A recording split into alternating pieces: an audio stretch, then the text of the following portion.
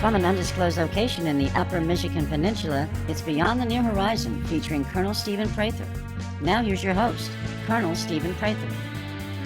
Thank you, Stephanie, and welcome to our Amethyst Birthstone Violet Birth Flower and Pisces listeners. We thank you for joining us for the next little while as we take another journey into the darkness beyond the crest of the vanishing point and infinitely onward.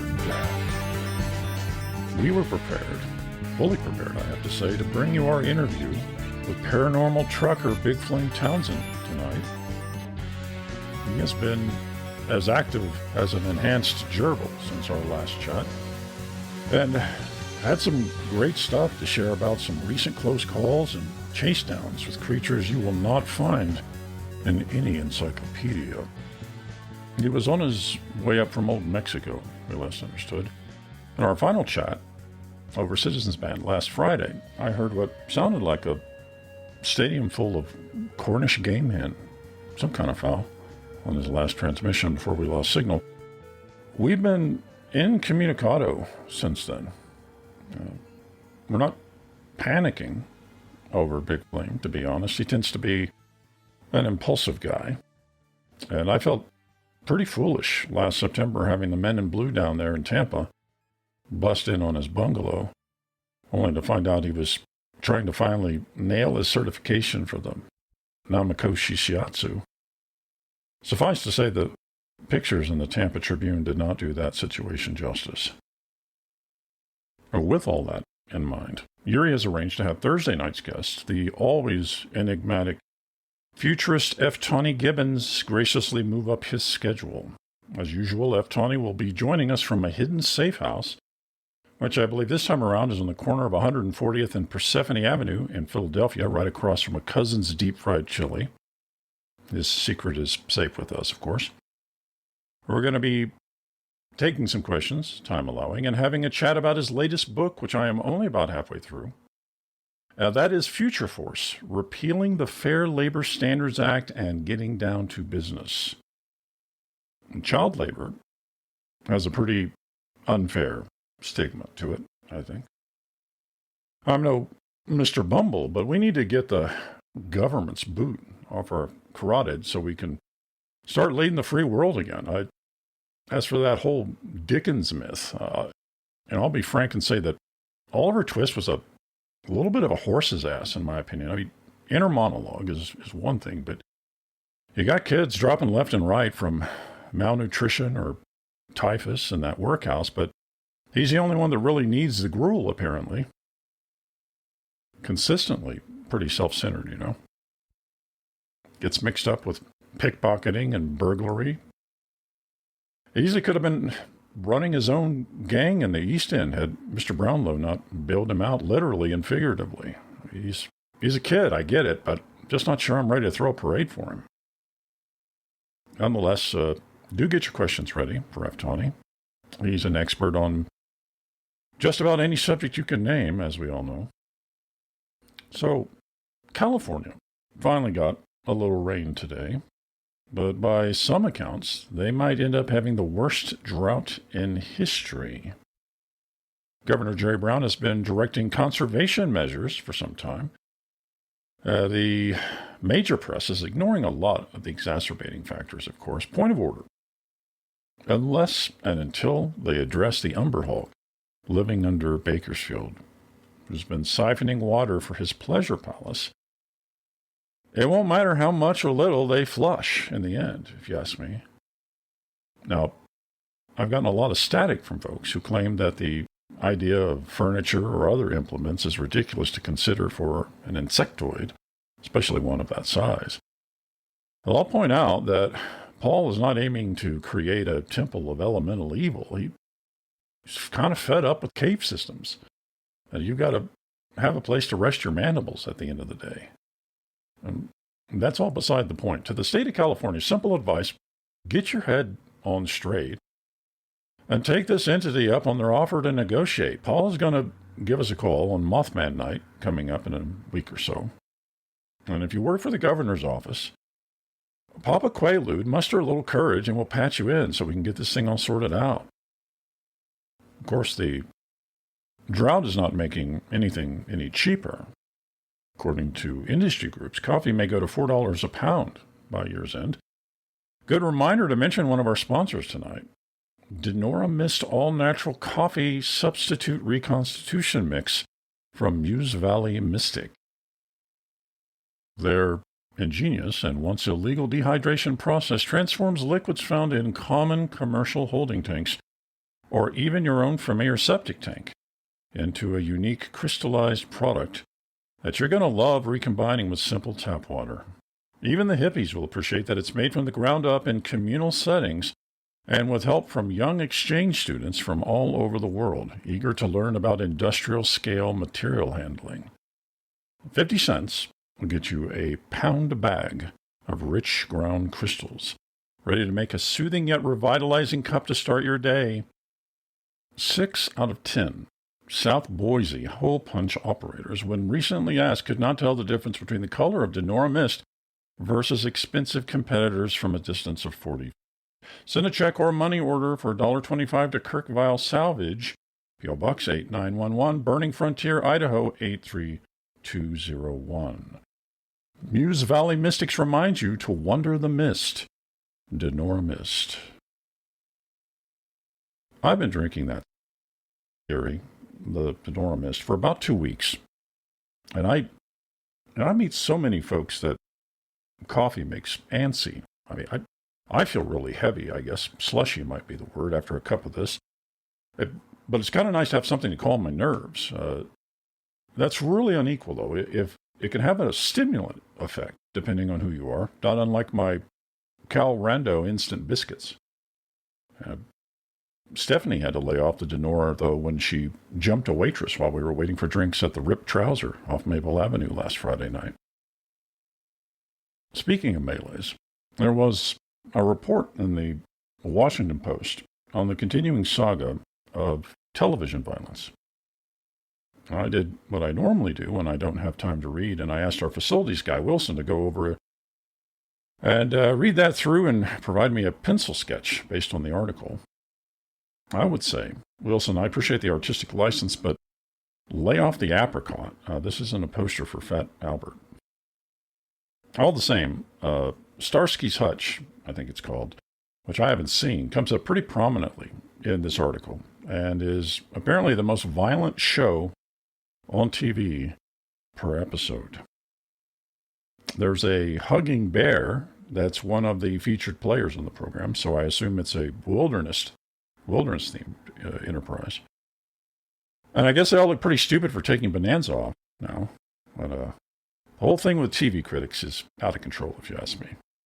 Well, this is just practical stuff. Whether you build them in the great outdoors or in a factory, quality, functional furniture doesn't just fall out of the sky, folks. If you're roughing it, that can involve a chainsaw, a plane, all sorts of scary-looking implements. I mean, bear in mind, you're going to have to start out with at least 8 1x12x6 and a host of 2x2x8s and other links.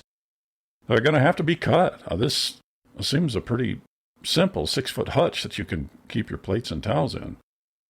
And I happen to have an amazing Yeti wood cutting capping the top of the one I built at home.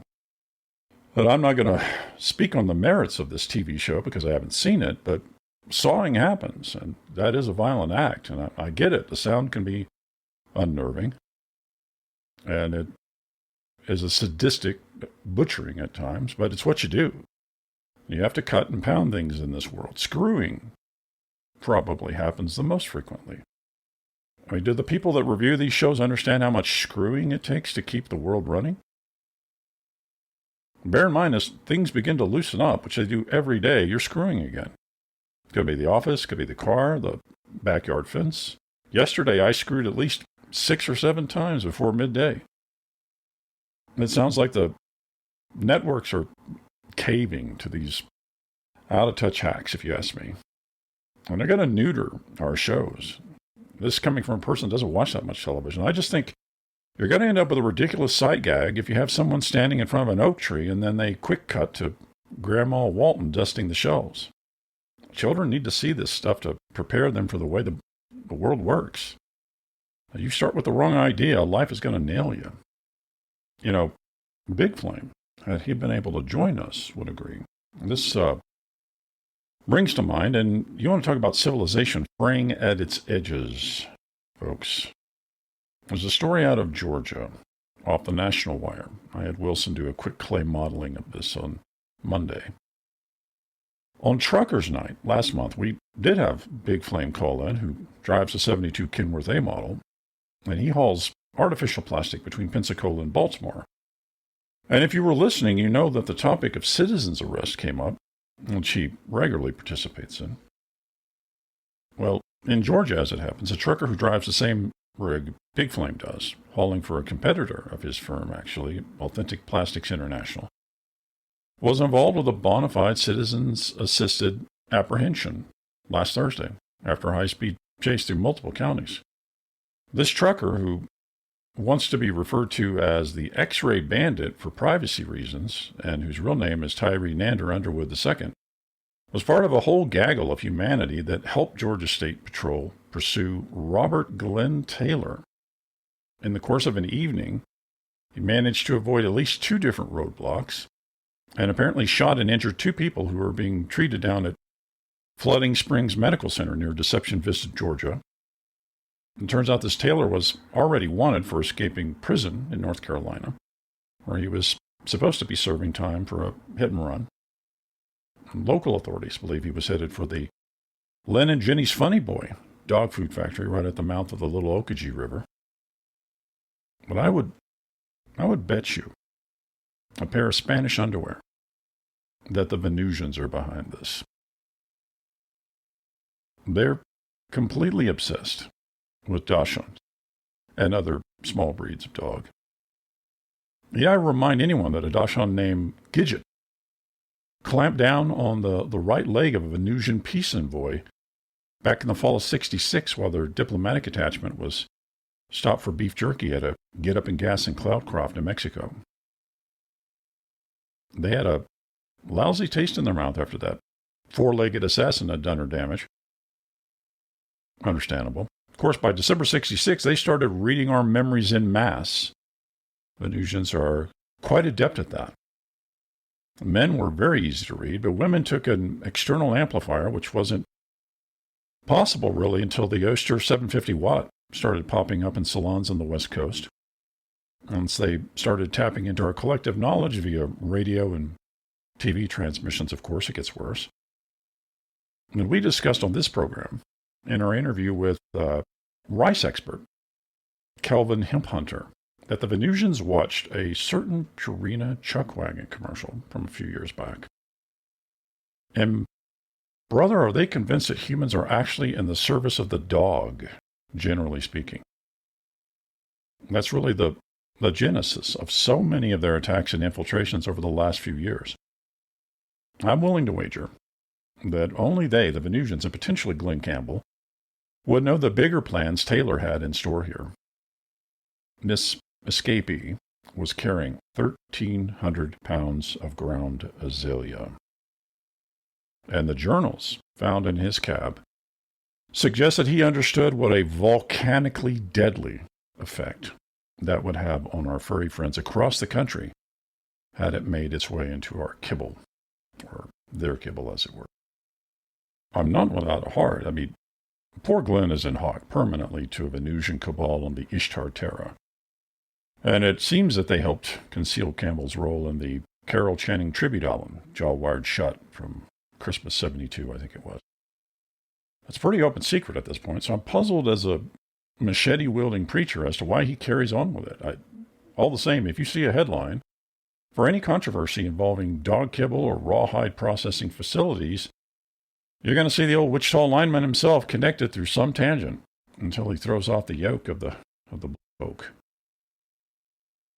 Beyond that, if you're not caught up on the Glenn Campbell interplanetary blood-swapping saga, which we haven't even touched on here, you can write us for a transcript of the February 1st show from this year, or skip the date altogether. Just write Glenn Campbell interplanetary blood trafficking in the memo space on your check. $1.75 will get you a copy. Just mail that to Beyond the Near Horizon, care of the Organism Consortium, P.O. Box 45000, 45,000, South Memphis, Tennessee, 38106. Trust me, folks, if you've missed that last show, let me assure you that this blood serum thing is a whole separate stud farm. Do yourself a favor and read up, because we're going to be digging back into that gory trade that takes place between our humble home and the rest of our supposedly uninhabited solar system on the hour and in plain sight. I won't give it away, but the whole sordid business is laid down right there in the lyrics of Delta Dawn. Coming up in March, we're going to have Tanya Tucker's ex-valet, Warren Stigman, on the show to discuss this. So all I have to say is have an extra pair of shorts on hand. Do hang around for this commercial message. When we rematerialize, we will unroll the scrolls and run down today's birthdays. That's next. Having trouble getting up on weekdays, even with 2 alarms set? Do you oversleep at least once a week or more? Marisol likes to close out evenings with a toast, and we typically share a pint or two each of her unique Bacardi 151 and handmade Green Fairy Absinthe cocktail. While I enjoy seeing my deceased father appear regularly in hallucinations, it can be difficult as Estonian charades to get up the next morning. Loud alarm clocks and even the sunrise are little match for the tender caress of sleep once I've changed into my Merle Haggard pajamas and curled up around the matching pillow. Rousing me out of that inebriated haze usually takes a shovel with a towel wrapped around it and 2 laborers who accept cash and don't ask questions. Well, that parade float is about to burst into flames and send onlookers fleeing in terror, thanks to a product I know you're going to love as much as I do. The Rise and Shine mattress system from the Pill and Sew Company. Rise and Shine does what no other mattress on the market can: provide the soft, supportive comfort you deserve and a foolproof means of launching you bright and alert headlong into your day. Now imagine the pre-dawn hours on a Tuesday morning.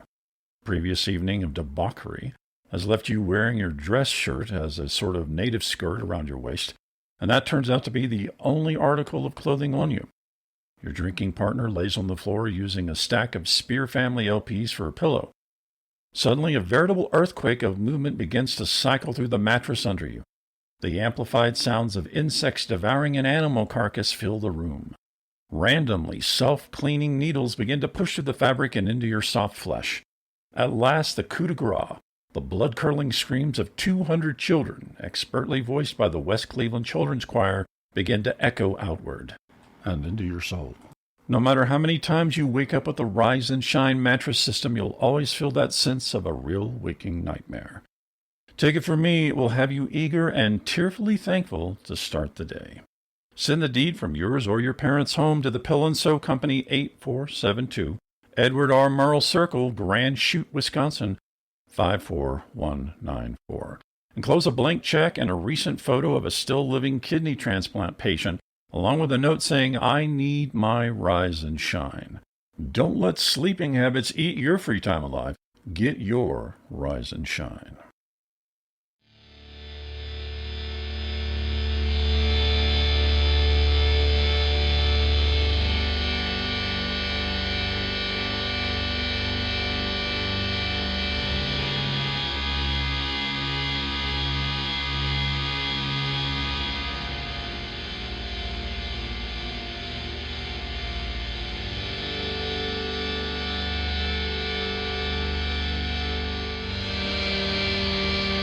Just a quick note here, and a follow-up to Sarah LaPierre from Eagle Terror, Wyoming. We recognize that when you or any of our other listeners call into the show, there is not only curiosity behind this, but also some levity on occasion. That being said, we do hope that you aren't pulling our leg about the $60 loan from last week's Open Minds Night. As it turns out, Yuri's mother cannot legally sell any of the secobarbital that she cooked up last weekend. And that means we're likely to come up just a little short on the light bill in a few days here. So we've got a few more levers to pull, but we certainly didn't want to rudely refuse your offer of assistance. Just give us a ring, if you would, on the Higher Plane hotline at 1-800-438-4444. We'll set up a rendezvous location for your donation, and I've got a couple of the promotional buttons from the Minotaur 76 spotting party we held in Lansing last year. They're still in great shape, considering having been submerged as long as they were. We do hope you'll give us a call. All right. Marching onward to birthdays. We've been talking quite a lot the last couple of years about the hidden in plain sight post-Apollo program. Set aside the official NASA claptrap about this so-called shuttle they have planned. Don't get me started on the embarrassment of a distraction in full public view. Seeing the big white hope strapped to the top of a 747 doesn't exactly light the kindling. And to be clear, the real deal we're talking about here is Operation Bermuda Pit Snake, known to the public as the so-called science fiction program Star Trek, with the old cowboy actor DeForest Kelley at the helm. Now, I've never heard of anyone else in it, so I have to assume Kelly's either a recruit or he's been in the company, if you know what I mean. Probably going back to the days he was on Stagecoach West. It bears repeating that if you have half the brain of your average flounder, it's pretty clear you're looking at a documentary when you watch that footage. Not only do Vulcans exist, but they've practically taken over Yuma, Arizona, if you've ever been down there. Unrelated to that, it's impossible to get dry cleaning in that town for some reason. Of course, the same folks that throw water on this are the first to doubt Billy Meyer's trip through the Universal Barrier aboard the Plejarin craft, the Great Spacer, back a summer or two. Well, this all comes up because Majel Barrett, or Majel, however you pronounce it, one of the quote-unquote actors from this work of so-called fiction, Star Trek, is supposedly 45 today. No way this woman is from Earth, let alone Cleveland. I mean, I wish her well, don't get me wrong, but let's be honest. If you expect me to send heartfelt birthday greetings her way, might as well tell me that Walter Brennan is not a cyborg. So, whoever she is, and whenever she went careening down the birth canal, best of luck. Now, this next one really got me humming Mantovani. And maybe I should be a little embarrassed to admit this, but before this week, I had no idea that Henry Fonda had a kid. I was getting a rub down at the Milwaukee Magonia Macrame Convention on Sunday. Linda Prince Pine was very kind to step in to host on short notice. Anyway, while I was there was an aluminum dealer from Tokyo on the table next to me getting the same 3-oil deluxe Alvin Toffler Future Shock rub down. And incidentally, I would not recommend the Toffler. Leaves a person musky for a good day. All the same, I complimented the Japanese gentleman on his right thigh, which had this fantastic gelatin-like sheen to it. And he, presumably as a way of returning the kindness, told me I looked vaguely like Peter Fonda. And naturally, the first thing I said was, who in Hades is Peter Fonda? After he went on for about 40 minutes about some kind of motorcycle flick, he explained that Fonda had left acting to become a freelance journalist, according to what he heard at a James Blish urban planning fundraiser some weeks before. Now, Monday, to follow up, I made some calls, and I talked to this Bobby Zerum guy out there in Los Angeles. Junior varsity, I have to say, but in fairness, they've got the marijuana by the truckload out there where they are. So you got to allow for that. But here's the bottom line, folks. There is footage from this Fonda expose. And you're not going to believe this. It was released last August. According to this Zeram guy, distributed nationally. And it's a piece on, of all things, an amusement park called Delos. Yuri, is this the one with the chimps? The chimps. Pretty sure it is.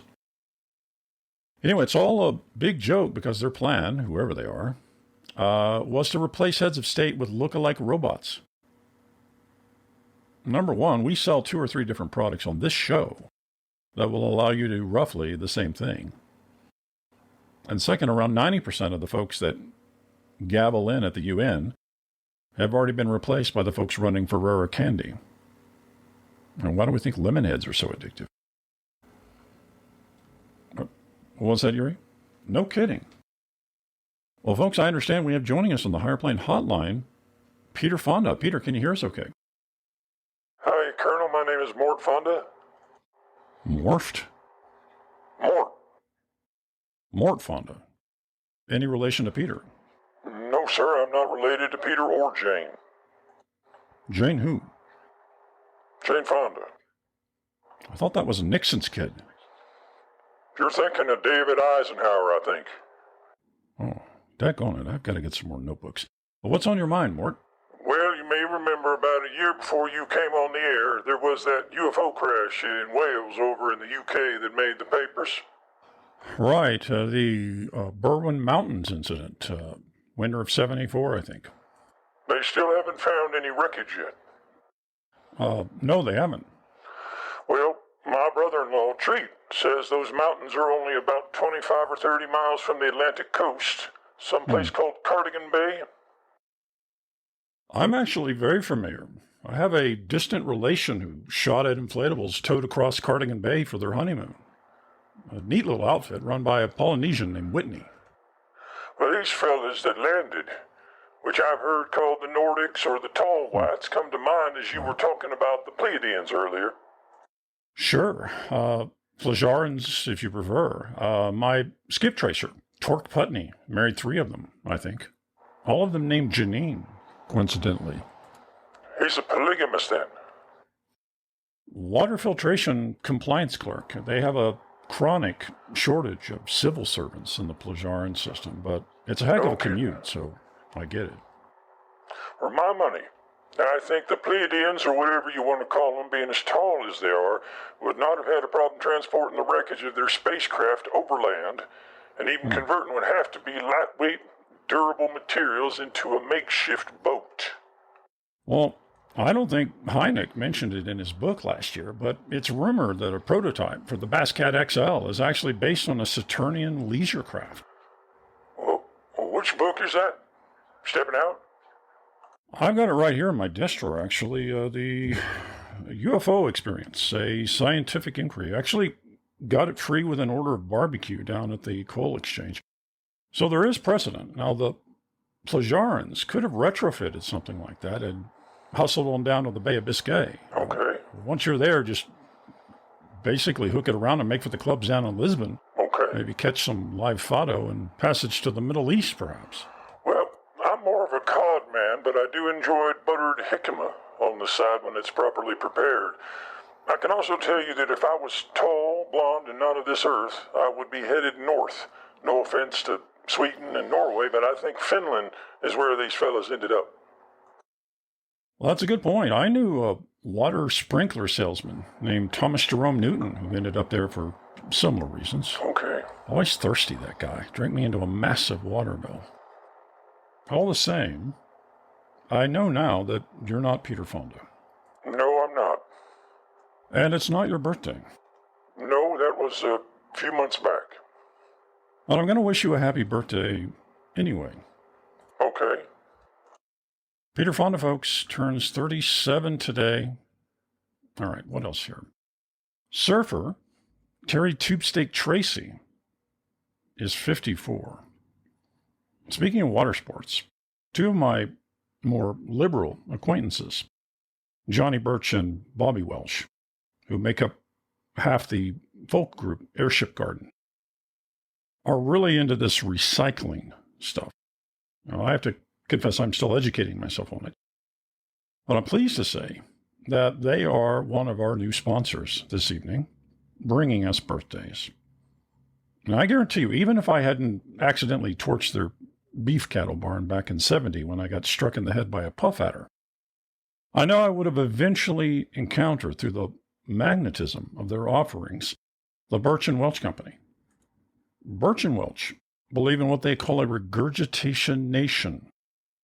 Last year alone, as a country, we threw away an astonishing 135.7 million tons of garbage. Well, that's a lot of sauerkraut. Well, Birch and Welch believe just as the greater flamingo regurgitates algae, crustaceans, and aquatic insects into a crop milk to feed its young, as a nation, Americans can create and dispense to our offspring, friends, and neighbors our own unique creamy feeding paste of sorts to optimize our use of the precious natural resources that the big guy in the sky laid down on the tarmac for us. Now, if you're a surfer like Tubesteak, you'll want to check out the Birch & Welch 8-foot Nissan Navigator. This board really hugs the waves. Constructed entirely of compressed, expired, or previously discarded top ramen, it was the preferred board of fellow pro surfer Wonderboy Robbins before his own tragic disappearance last summer in turbulent waters near Tres Palmas, Puerto Rico. You could expect to pay up to 300 smackers for an 8-footer at your local surf shop, but the Nissan Navigator, all 8 feet of it, will only run you $4.99. Order now, and you'll receive free of charge a variety of individually wrapped seasoning packets, which can be used in a whole range of ways to add spice to your kitchen creations, or even to treat minor cuts and abrasions. Now, beyond that, the Birch & Welch catalog contains hundreds of different products, another of which I am wearing right now. If you thought you heard a little more rustling than usual, it wasn't your imagination. That's the sound of my 30-inch waist Birch & Welch Slaughterman slacks, woven from durable Pascal celery stalks previously destined for your local dump. What I like about the Slaughterman, thanks to the tight weave, is their tendency to keep moisture in. I am really swimming in my own brine here, and to be honest, it's not unlike the flume ride down at Pirate Pete's in Muskegon. The seat of these things have also tended to soften over time, which I think is a nice feature. You can pick up a pair yourself for $1.29, order 2 for just $14. Send your check or money order with desired measurements if you're picking up some slacks, ethnicity if you're ordering the Nissan Navigator, or with only the words free catalog if you're just looking to browse. Send all of that, whatever your choice, to the Birch & Welch Company, 68 Gore Vidal Causeway Boulevard, Aging Trestle, Ohio, 43001. Separate COD for shipping and handling when it reaches your door. Let the hippies finally score some cash. It's the Birch & Welch Company. Now, I've got a couple of very special listeners celebrating birthdays here that deserve mention. First of those, Mimi Eugenia from Swampfire, Indiana, is 62. For those that may not be aware, Mimi called in during our chat with John A. Keel's landscaper, and in a pretty gutsy move, challenged him to a rock climbing competition out on the Palos Verdes Peninsula. Talk about a down-to-the-wire race. While you did not carry the day, Mimi, I do hope you'll keep the faith. Having seen the event in person and observed your fall, I'm convinced your kidney is somewhere out on those rocks. Telekinetic carpenter and friend of the show, Jan Lodine, is 30. Anyone who listens knows of my obsession with a good diorama. And man, did Jan send me a fantastic 1/25th scale model of Sheila Ostrander and Lynn Schroeder. We have a show coming up about the musical premiering in Indianapolis in the spring based on their book Psychic Discoveries Behind the Iron Curtain. This fantastically composed scene here in the diorama has them battling Soviet tanks in Red Square. It is really, really something. Ostrander is holding one over her head as if to throw it. And you can see the look of fear in the tank driver, with cheese and sausages spilling out onto the street. Quite the little masterpiece. You know, nothing personal against the Russian people, of course. They just need to give up the yoke of Satan's honeydew list. Happy birthday, Jan. Damiano, the self-proclaimed Duke of the Undead, is 71. Speaking of the stage, if you happen to be in the Delaware area in the next 2 weeks, check out his turn in O Calcutta. Marisol and I saw him earlier in the tour when they played the Guy de Maupassant Motorplex over in Flint. And he's in just about every number. And I got to tell you, he has an out-of-sight body for his age.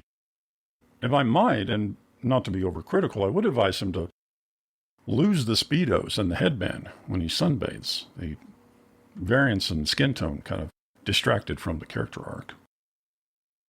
Well, happy birthday, one and all. We'll break here and return with your letters. I hope you'll stay tuned. Neighbors can be a pain in a number of different ways. But when they cross the line from sneers and off-color remarks into the treacherous territory of clandestine burglary, well, the gloves are off. Sure, we keep our eyes peeled, but we're never going to live in a world where we have a camera on every doorstep and back porch. So what's the solution? Well, Franz Schmidt Enterprises has good news for all of us. They're here to help us wage bloodless and yet emotionally crippling psychological warfare with the belligerents next door. They call it the Losing Their Grip System, or LGS for short. And although my neighbors are mostly infirm, kind to animals and relentlessly charitable, I was thankful to have them as subjects to measure the effectiveness of the Franz Schmidt methodology. Now, no sooner than I had unpacked my LGS did I see little old Maggie next door putter out to her daylilies. In a split second, she happened to spot my head peeking over the fence and decided to stroll over and say hello. Except there was no one there to say hello to. When she got within 6 feet of the lifelike replica of my own sainted head, it shot into the sky and exploded at an altitude of 30 feet, dousing her and a 200-foot radius with a jellied form of LSD. While she no longer recognizes me on sight and hisses and spits at Marisol, Maggie is now in a long-term relationship with one of her spirea shrubs, and it's not uncommon to glance over the fence to see her spooning with it in the mornings, chatting endlessly about mulch. Folks, that's the beauty of the LGS system, the knowledge that it's far easier to conquer the hearts and minds of your adversaries than to enter into a direct brawl. So we then take Vince on the other side of us. I've known him for years, and he's always had full permission to pop over for various gardening tools and the sort. But for the purposes of educating myself and the folks that listen to this show, I took this opportunity to imagine him as his alter ego Vinny, a sore on the tender bits of humanity, low of character, and looking to nick some piece of our property to make another quick dime. As he secures a rake and begins to return to his yard, he notices in the center of my back plot a blue-gray pigeon with the miniaturized arms and hands of a human being. Vince, or Vinny for our purposes, dismisses it as a discarded toy, till it begins to talk to him in the voice of former child star Butch Patrick. Butch is explaining that he was in the process of transforming back to his human form when something went awry. Just as our older Mark begins to be truly invested in helping out the aging boy actor, emulsifying hydrofluoric acid triggers, dissolving the pigeon with human arms right before the eyes of an incredulous captive audience. Understandably, this produces an effect not unlike the shell shock experienced by soldiers in days gone by. Had Vince lived through the experience, I think he would appreciate the ingenious engineering he fell under the spell of. If you're wondering aloud whether you can use this on friends, relatives, or work colleagues, the answer is yes, yes, and yes. Do yourself a favor and break out that checkbook or grab a money order to tender the first of your 1,400 payments of only $79.99 to the Franz Schmidt Losing Their Grip System, Imperial Drive, Lake Nuremberg, California 90068. Include stock certificate or precious uncut stones for standard shipping and handling. There are no reliable estimates available on delivery. Before you lose your head, get ahead with the Losing Their Grip System from Franz Schmidt Enterprises today.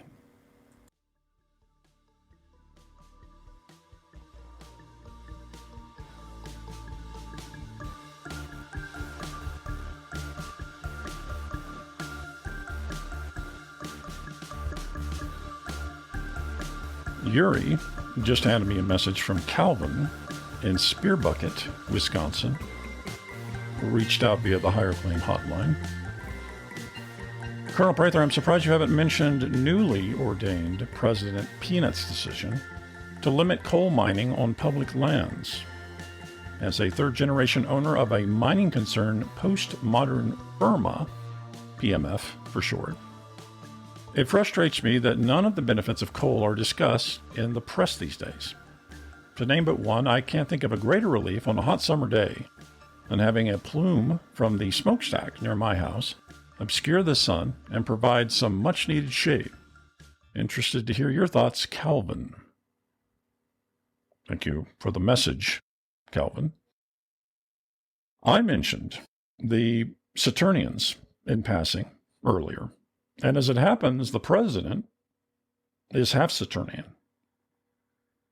As for the other half, his father's from West Des Moines, I think.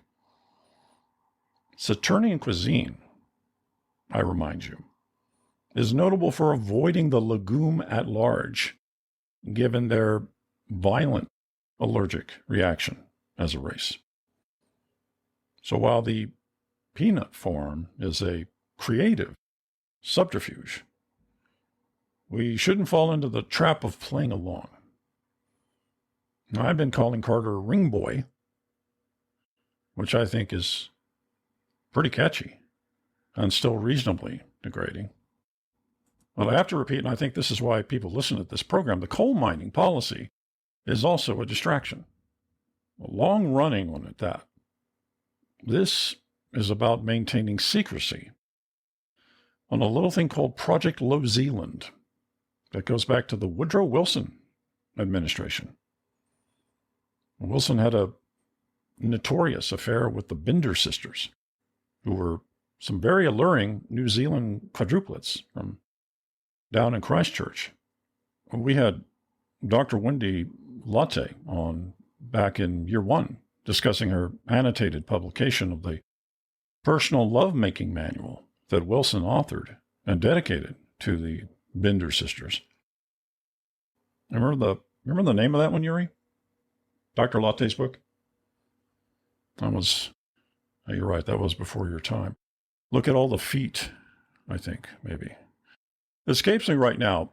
Wilson was obsessed, but these sisters were absolutely unwilling to leave their farm.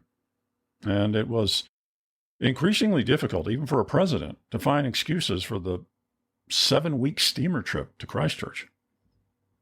And about a year into the affair, Wilson got hopped up one night on chiclets and medicinal alcohol and infamously ordered the Army's Roger Bartlett Battalion to start work on a massive underground complex designed to replicate Greater Christchurch.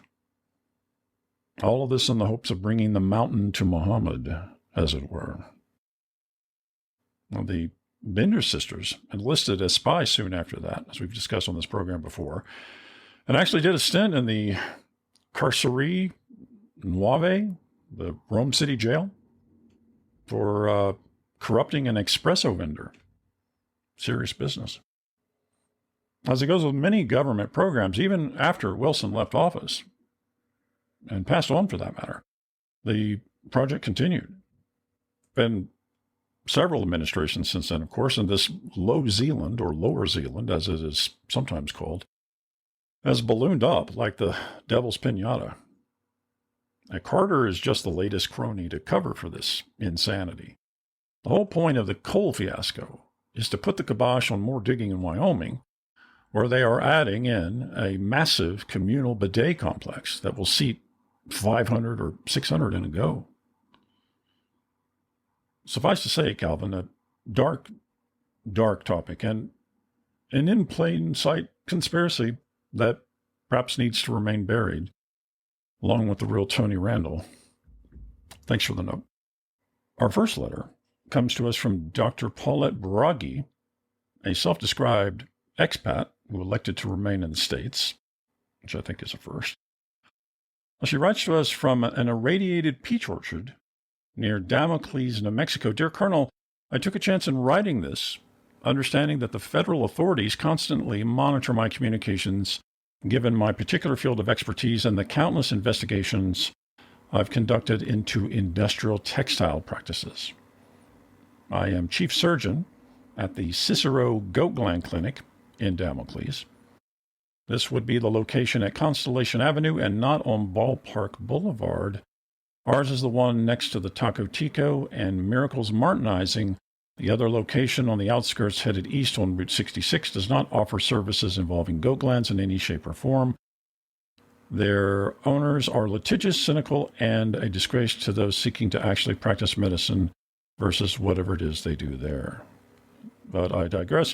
When I was still an intern at the Albert Abrams School of Vibratory Sciences up in Battle Creek, I had already developed habits I would carry on into adulthood.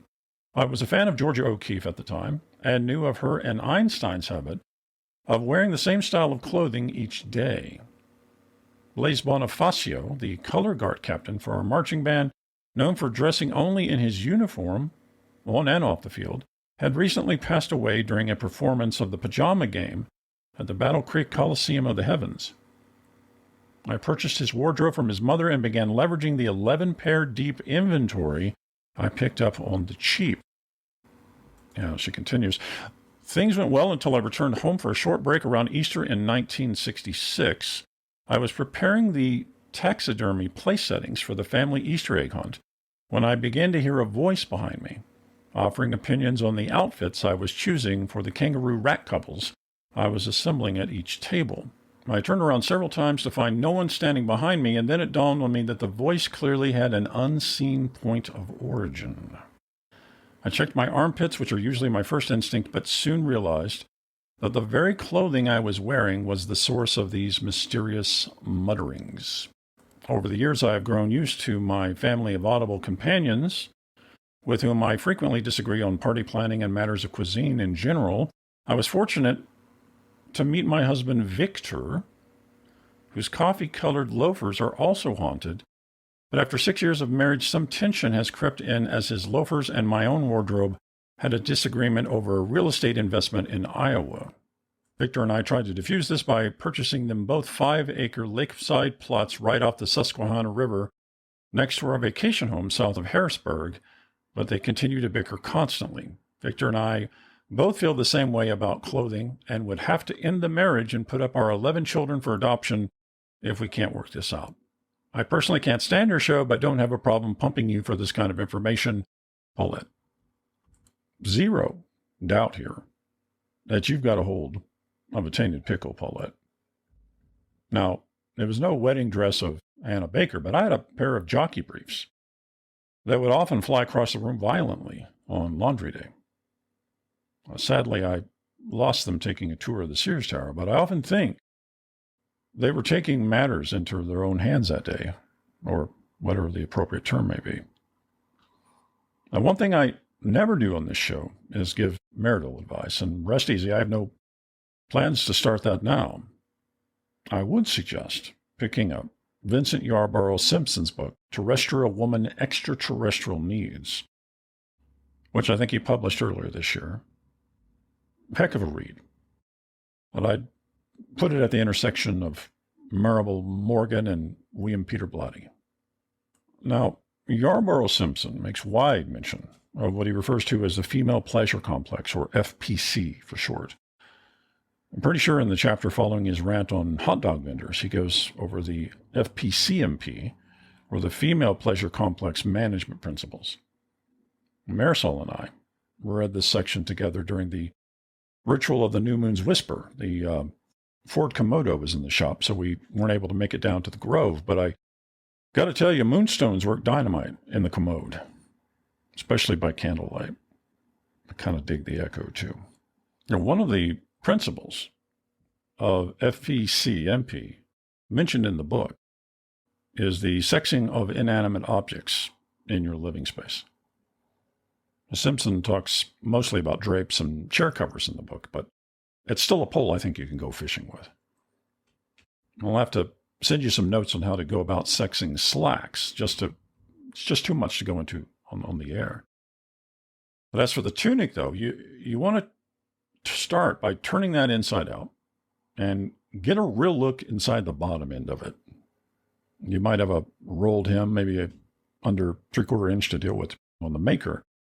I'd suggest taking the arms of that tunic and putting them over your shoulders, because there's just say you're really going to have to get your nose down in there. If you have a horse stall to do this thing, that's usually best. I'm going to be tracing along the bottom most hem. You want to gently lift up a section of that double fold. Let the fabric kind of splay out in your hands. As long as you don't get tense, things should really open up for you. And you want to gently pry at the beginnings of any vents in there on the sewed bit. And you're going to be looking for copulatory organs. Now, some folks will confuse these with your average thread tingle. If you see anything down there resembling maracas, you've got yourself a male.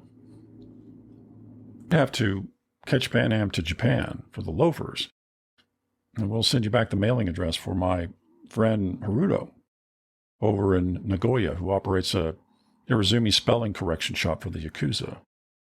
If you can arrange the right bribe, he'll get you in touch with a senior sexer at the Zen Nippon chick sexing school out there. If anyone can work out gender for a loafer, save money's on the Japanese. From there, just make sure you segregate your closet space between males and females, and you should be fine.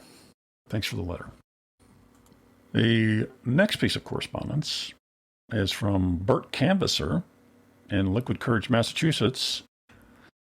Bert writes, Dear Colonel Prather, longtime listener, love the show. Do you know where I left my car keys? Best regards, Bert.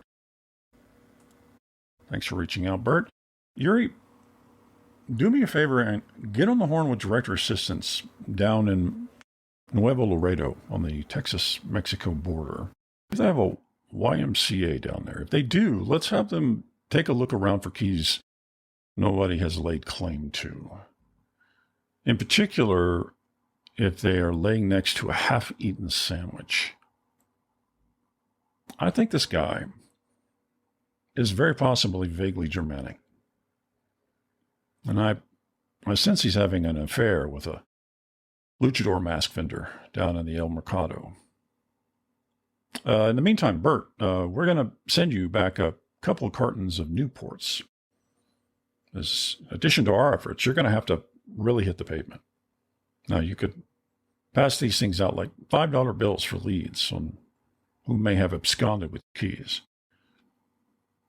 Now, don't go up giving a whole pack of these out by any means. You want to lay one biggie out at a time. I was just out on Kurt Waldheim Boulevard earlier trying to sell off the last of these Timex knockoffs I got my hands on, and most folks out there are freaking desperate. So let that work for you.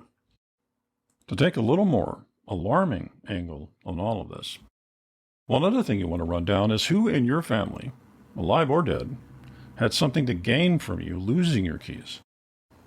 This harkens back to a pretty painful episode for me when my vacuum-packed double-smoked chub from Big Billy's Bayshore Smokehouse was stolen while Tony Pinatubo was warming up the crowd at the enthronement for the Feast of St. Drogo. We were sorry to do it, but we had to shut that sucker down and frisk the whole crowd. A point of order, I was pretty roundly condemned for engaging in a foot chase with Deacon Delenardo. But if you're not guilty, why in Hades are you running? Now, granted, he had a slight change in his gait after the cavity search, but he could still get around. Well, I wound up calling in Buck Winters, a spectrologist up here in Uperland. I found out it was actually a long-deceased cousin of mine, 3 times removed, named Agnes, who'd returned as a wraith and scarfed down the smoked chub. Now, I can't say it was a surprise, as I had really laid into her during a conversation at my Aunt Imelda's funeral the winter before. But I blame most of that on the Boone's Farm apple wine. I made a few comments on an old daguerreotype in my aunt's scrapbook. They acted at the time like I took a butcher knife to a charming hamster, but I only mentioned that Agnes looked like the prostitute and the man who shot Liberty Valance. And we're talking about veer miles, for God's sake. Take the compliment and go home. Not entirely sure what that controversy was about. Well, turns out Agnes was listening, I guess, and was pretty chewed up about it. Of course, I had to go through a seance to get that kind of background, and I'm not sure what your budget is, Bert, but man, was Agnes hot when we connected.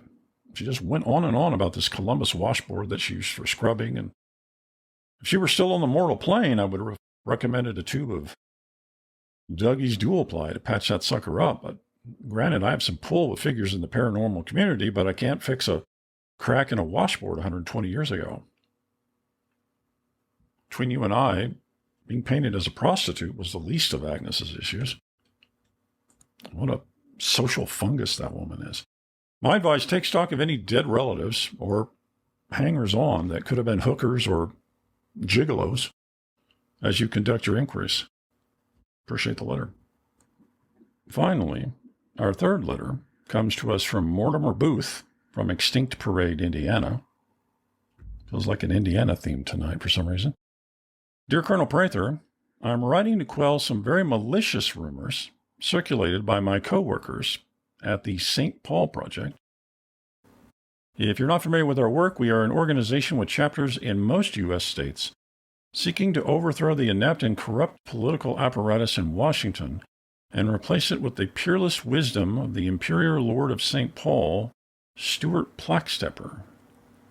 Mr. Plackstepper, in the few auspicious times I have met him, has always been supportive.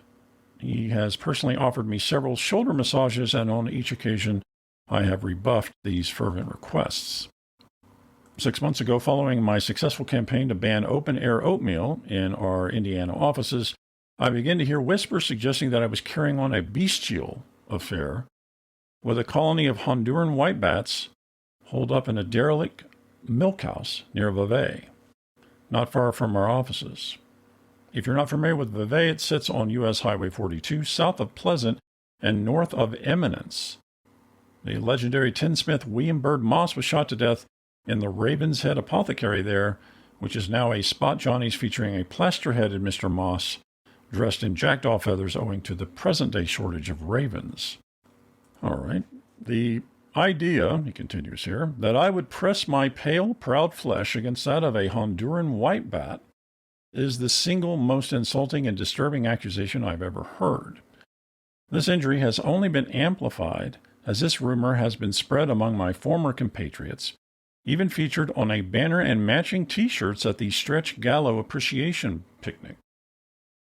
These awful behaviors are drawn in stark relief when you consider that it is common knowledge that I'm in a long-standing and sexually torrid relationship with a brush-tail possum spiritually possessed by the legendary seamstress of Terre Haute, Giacotta Francescanetti. I spent the last 7 years understanding and exploring the nuances of her sublime opossum form. Let's consider first her thick and fluffy tail. If you close your eyes and let the tiny hairs tickle you, let's just skip around here. He does include some nice poetry based on the titles, a few pages in. Let's hunt together. I like that one. Let me sleep on your porch. Oh, wait a minute. Let me sleep in your pouch. Seems to be set to the tune of Midnight Train to Georgia. Now, if it was a little less explicit, I'd be ready to break out the recorder and fire that one up. Let's see here. He closes. Colonel Prather, your program is a haven for sanity and justice, and I'm relying on your preternatural intuition to see the real truth and exonerate my tarnished soul. I conduct regular, physically exhausting congress with a truly unique possum and would never, ever sleep with the enemy, as it were. P.S. It would be great if you could make some clicking noises on air. Giacotta really enjoys that. All my love, Mortimer. Well, thank you, Mortimer, for the lengthy letter and for the Polaroids. I try to avoid making any snapping or clicking noises on air, as this tends to agitate our Zephyrite listeners, especially given that Neptune is in prime position until at least September. Also the reason I tend to avoid Bobby Darin jokes. Well, the sad fact is you're never going to be rid of folks that spread rumors.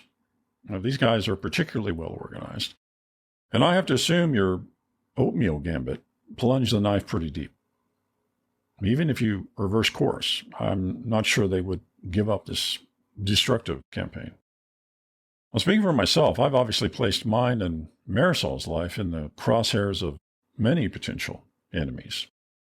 Now, they're like a demented conure on a piece of flint corn, so I decided to go the memory erasure path, which I think I will recommend to you as well. I use a lot of forehead creams, but I always have a little beef dog on hand. Nope. What's that, Yuri? Oh, Benson's Befogging Balm. Great stuff. Generally good at casting off memories of things people say when they're shouting at you. I get a good amount of that. Now, the problem is, while I love this stuff, and it keeps arriving, I'm not sure where I actually bought it. Bingman's is just the name of... What was that, Jerry? Oh, Benson's is just the name of the soup. Balm? Sorry? Well, if we ever remember anything more about it, I'll be sure to pass that along to you and the rest of your crew.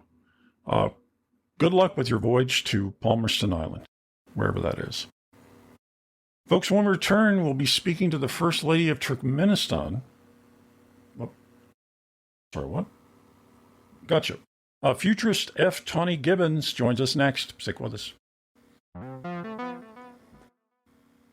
Are you mortal? Well, how exactly did you come by that information? Folks, we all generally assume that we're temporary beings in this world. In the same way, we all take our foot off the brake and start across the intersection simply because the car in front of us did, never bothering to look at the signal light. As many of you know, I have 1/16 Zycronian blood running through me, courtesy of a very special visitation between a tender-hearted young Zycronian pilot, Quivthorg Whitman, and my great-grandmother, Lincetta. Thanks to their hidden tearful love-making long ago, I tend to have a little more gas when I eat refried beans than most purebred humans. Sadly, this also precludes my being a member of Club Everlasting. Folks, I am talking about immortality. But if you're listening, let me tell you that you have a better than zero chance of being a secret immortal. The best news is that there's a way you can find out without ending up in a burn unit. Now, you'll immediately recognize the name Lightning Billy Flamel, and you probably have one of his well-known knife sharpeners in your kitchen in the shape of a lean Northern Harrier hawk or suicidal vaudevillian Adair Practorspool. Well, Lightning Billy is back with a brand new technological wonder that applies the rigorous methodologies of science to one of the great mysteries hidden in plain sight. Whom among us will never die? Will it be you, your uncle, your boss at the plant that truly should take the long flume ride to Satantown? Knowing your own answer to this transformative question will only require a little cash and a relaxing evening on your part, thanks to Lightning Billy's Foaming Soma Immortality Dew. Its frothy effervescence is easy to mix with household vinegar, mineral water, and corn oil. Mix up a batch in the included 4-gallon jug with motorized spigot and pour some of that bubbly goodness into your favorite glass or mug while you relax. At the end of the night, after you've treated yourself to all 16 cups of joy, let loose in the deep dish bedpan, also provided free of charge. As the smiling image of Lightning Billy in the bottom of the pan slowly submerges into a hazy yellow, a patent-disputed chemical reaction performs its magic. And it's easy from there. If the mixture turns dark blue, you may have a friend or relative about to be arrested for embezzlement, improper disposal of a corpse, or fishing without a license, but you're not immortal. If the mixture remains foamy and yellow, your kidneys are shot. Use the included burn bucket to destroy any material sent to you by Lightning Billy and get yourself to the emergency room and refuse to answer the questions of law enforcement. But the good news is if you observe a rainbow-like resonance in light dancing in sparkling waves beneath you, congratulations, you're standing on the shores of Lake Immortality. A consolation for those who don't make the immortal cut, Foaming Soma Immortality Dew also acts as a powerful cleanser, de-icer, and rust annihilator. You may not live forever, but your sink and toilet will sure look like it. Folks, don't wait to learn the truth. Send a check or money order in the amount of $24.99 for a Lightning Billy's Foaming Soma Immortality Dew Kit and refill patches to Wounded Cougar Marketing, 1500 Vedic Lane, North Provo, Utah, 84601. Include $11.03 for shipping and handling. Why wait for the FDA when you can let the magic foaming elixir lead the way? Lightning Billy's Foaming Soma Immortality Dew. Start mixing up your future today.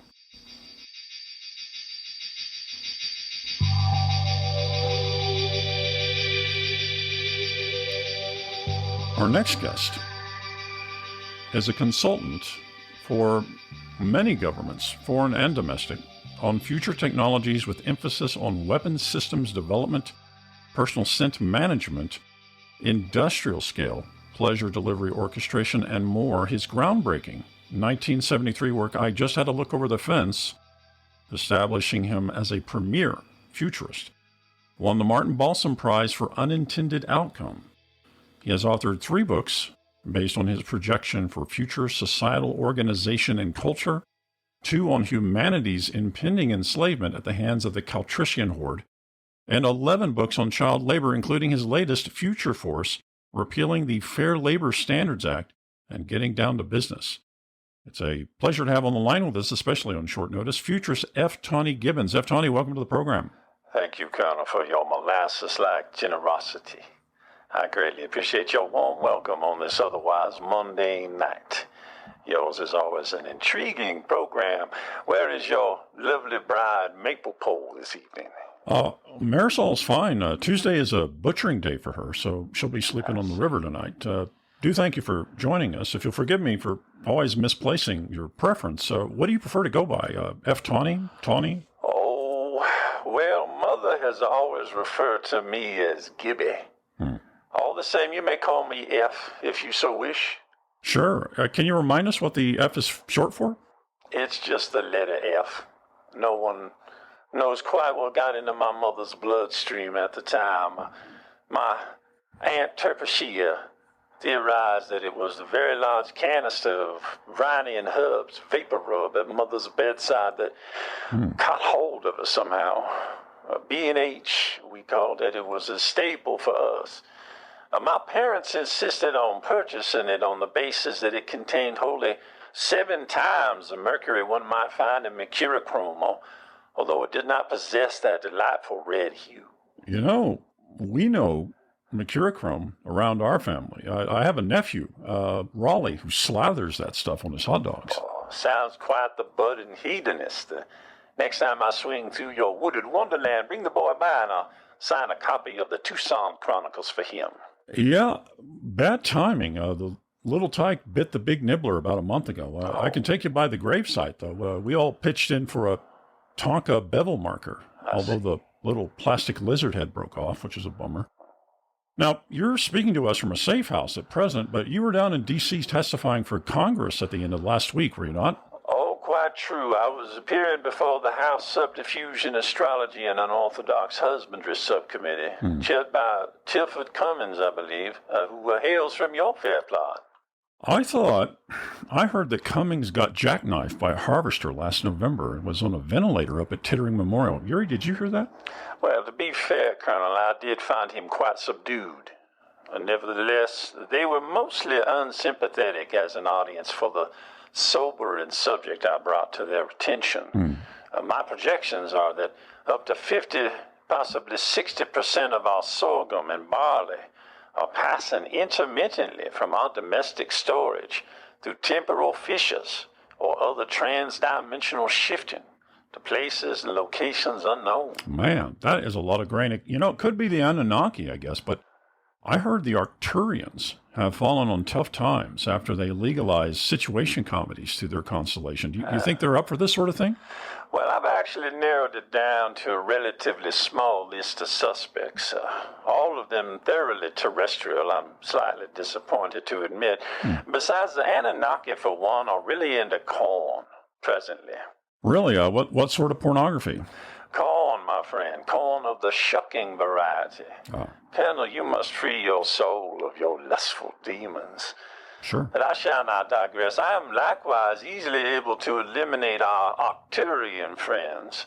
As an added bonus, if you're a fan of Chico and the Man, you can breathe a sigh of relief, as I do believe that the Arcturians abducted Freddie Prinze to assist with the aforementioned comedic television legalization. I see. Nonetheless, to wit, my primary quarry at this point is one Pierre Agnew, who is by all accounts a very poorly dressed attaché to the assistant menu designer for the Belgian Department of Vehicular Immatriculation. No kidding. I hesitate to assign broad characteristics, but I do not think the term swarthy entirely inappropriate in this circumstance. We got sued by Belgium last year when we did the Mannequin Possession show, sponsored by Golden Cascade Hand Soap. The Belgians were bent as an Israeli spoon about the whole thing. I still have no idea what that was about. Thank goodness we had half a truck of freeze-dried moul's frites left over from that disastrous Jerry Reed show to pay them off with. That is a fascinatingly decadent anecdote. The question is, why are they moving that kind of grain between here and Belgium? Indeed, a point of fascination. It would suggest processing or treatment of some kind, and one absolutely cannot run short of potential motives in our dangerous world. Contaminating the grains somehow before they get taken any further into our agricultural infrastructure. Reminds me of a Statler Brothers song, but I can't place the name of it. There's something far murkier and pernicious at work here that we can comprehend. I wonder, dear Commandant, if you're versed on the tale of Belgium's cursed verbier. The lamb dish? Regrettably, no. I shared this emergent phenomenon in my book of European prophecies entitled, Well, Looky Here. I understand that these events have not yet come to pass, but sure. Many of the psychically adept among the Belgians have had this swirling in their minds for most of this decade.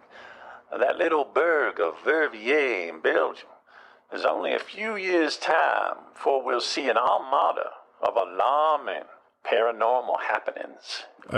Maybe a Nephilim visitation is in order here. He's going to need a large berth, though. That's a huge load coming down. Maybe the Kitsune. Belgium has a lot of forests, good for fox-like entities. All a possibility. I had considered also the Aswan. But I feel like shapeshifters are the tools of a lazy prognosticator.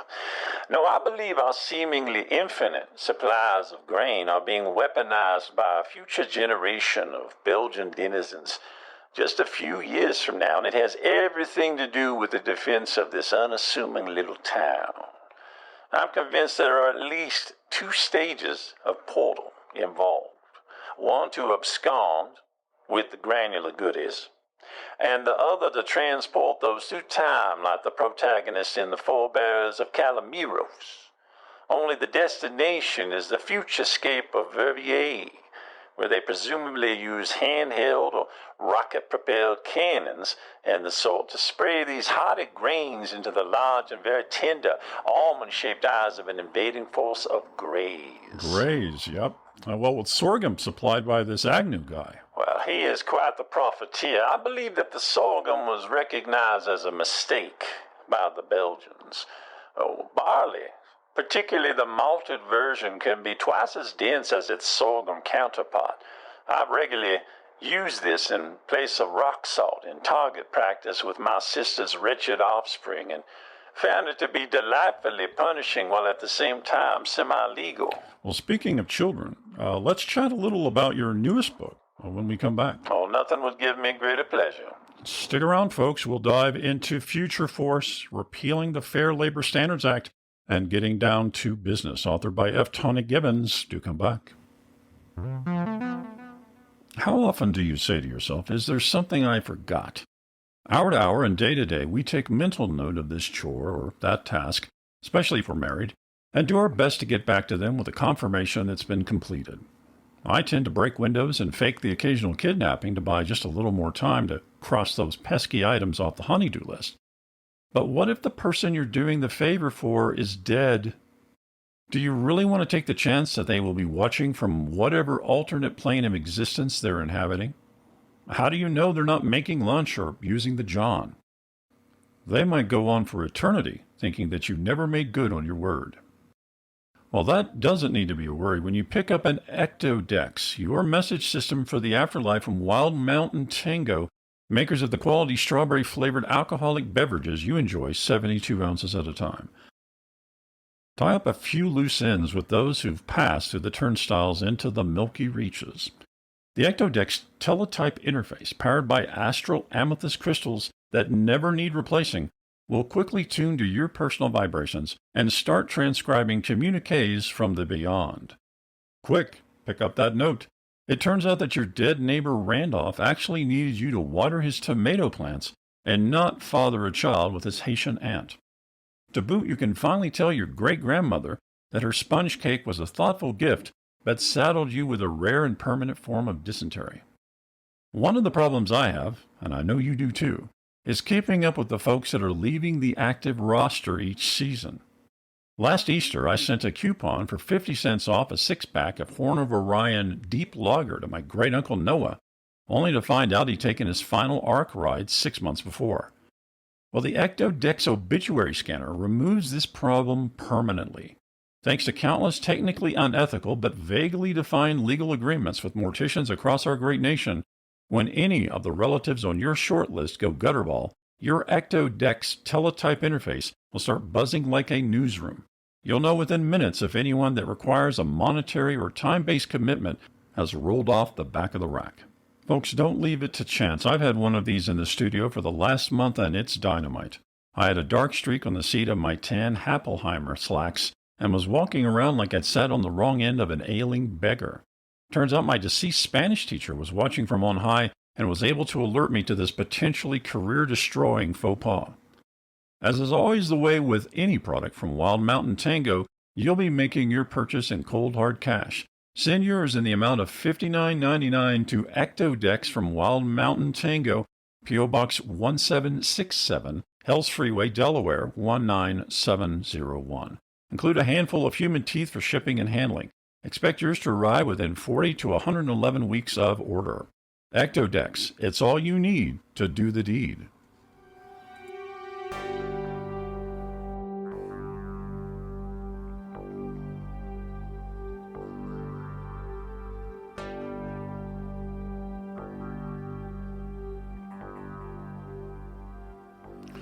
We're going to ease into the second half of this interview as F has informed us that he needs to stop down to consume a bowl of canned peaches, which he normally does this time of the night without fail. That gives us a little opportunity here to get a little bit of feedback from the higher plane hotline while F fills up the tank. Let's see what Yuri has handed me here. All right, from Baxter Kirk in Hercules, Michigan. That's not too far from here, actually. This is a long one, too. You're earning your money today. Colonel Prather, I feel like your guest is giving sorghum a real flogging on the program. Sorghum is a good source of dietary fiber and a free radical scavenger. My baby sister killed an Australian freshwater crocodile using a piece of fiberboard constructed in part with sorghum. The crocodile turned out later to be a concrete lawn ornament in the shape of Desi Arnaz. Still, given the significant injuries she sustained, I feel she is as good as any of those who put boots down on Guadalcanal. They close here. Time to come clean. My name is Linda Kirk, and I am the baby sister. Baxter, if you're listening, why can't you forgive me? It's just a lifeless piece of concrete. Love forever, Linda. Well, thanks for the message, Linda. I think F has been pretty fair. Not to pick at an open wound, but we haven't talked about how generally confusing sorghum is to pronounce.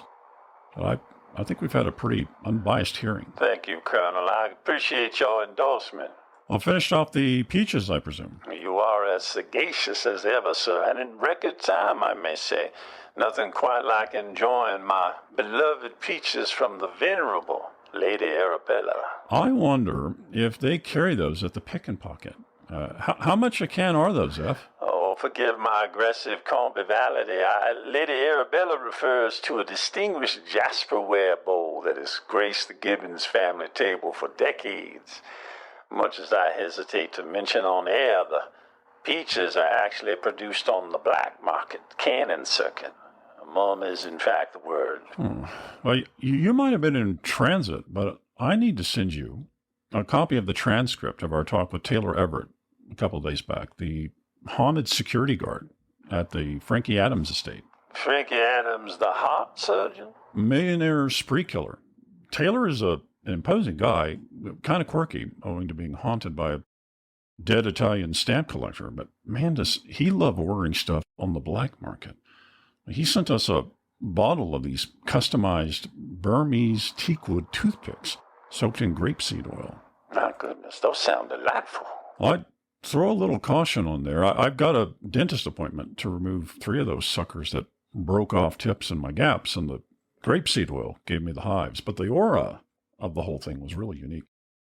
I think you mentioned in chapter 2 of the new book that woodworking is actually one of those areas where we could see an explosion of products in the market if we, how did you put it? Yes, release the youthful horde. Woodworking is critical, but a bit down the list. Metal and chemical works are a far greater priority. Skill and experience have their place, but I feel our industries would be in much stronger standing if they valued quickness and resilience. But up in the Edgar Thompson Works in Pittsburgh, just to name an example, 2 very burly men lost their lives when a ladle broke and molten iron came running and raining down on them. Now, while authorities chose to investigate the hemp rope tie-downs used as a cost-cutting measure, I would challenge us to consider changing the paradigm and consider a far more wiry, cagey, and agile workforce. In other words, someone who can get out of the way. 50 or 60 pounds is always going to out-rubber band 240 or 260. Children, you mean? I think that term is a bit dehumanizing sometimes. I mean, they are human beings, after all. Well, I don't know, Elf. I mean, discipline and focus are often criticism of younger workers. I mean, I say a bit of that on the show myself. That might be an impediment if I were proposing to use lilacs and soft music as motivation, dear Colonel, but science and reason marble the girth of my book through and through. Naturally, I'm also not blind to suffering. Some children will not be suited for the fitting of a shock collar, but will still be bold enough, though, to enjoy the clearing of leaf-filled gutters, or people-pleasing enough to hold places in line at the Department of Motor Vehicles, perhaps even chatting with a sibling for a moment who by chance happened to be working the other side of the glass. Well, that's pretty enchanting. This would be a pretty revolutionary change to our society. I haven't read the last half of your book to know if you've spelled it out, but what do you believe to be the appropriate age to get these wee folk into careers? Oh, of course, being reasonable, I'd say no younger than 4. I also mentioned in Chapter 6 that gender need be no barrier to the workforce at this age. What feminist, I ask you, would consider opposing a bill that attacked one of our great societal ills, like a hungry pelican? The phrase I come back to all the time is the little hands that lift us all. Well, that's super catchy. I think what's also impressive is that you are not without your own history of so-called underage labor. Well, that's quite an anecdote you start the book off with. Maybe you could read us a bit of that passage. You know the one I'm talking about. Most certainly. Let me just flip on over here. I read now page 11. My mind and soul was stinging as if simultaneously pricked by a menacing mud dauber. I would be deprived of the loving cradle of my mother Mortison's arms. Having just celebrated my 15th birthday, in her estimation I had grown too heavy for her to carry on our morning walk to the lofty halls of learning. How I would miss drifting under the awning of the hackberry and elm, disturbed only by the occasional grunting, heavy breathing, and stumbling of my mother. Now that paradise was indeed lost. It was my own tired, bleeding feet that left their weak marks on the oven-heated surface of asphaltous road. There was only the demon of my scholarly weight in a simple canvas book bag, a 40-page spiral notebook, 2 leaves of paper, and the twin pillars of Hercules, my number 2 pencils. All these contents in their clutter and shifting laughed at me, torturing my young sinewy body. Then the heroic shouts of my heroes began to fill my ears. I strode like one of the Argonauts towards the great facade of my ancient school.